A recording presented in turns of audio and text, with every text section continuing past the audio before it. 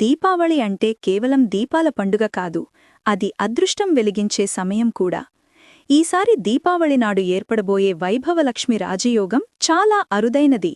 శుక్రుడు, చంద్రుడు ఒకే రాశిలో కలవడం వల్ల 4 రాసుల వారి జీవితమే మారబోతోంది.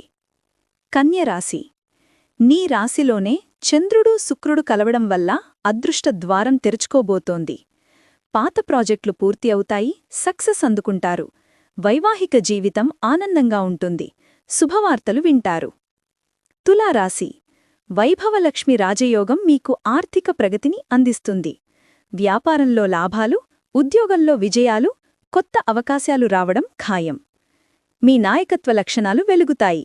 మకర రాశి. దీపావళి సమయంలో సానుకూల మార్పులు మీ జీవితంలో చోటు చేసుకుంటాయి.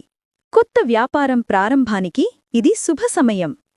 ప్రమోషన్లు, విదేశీ ప్రయాణాల అవకాశం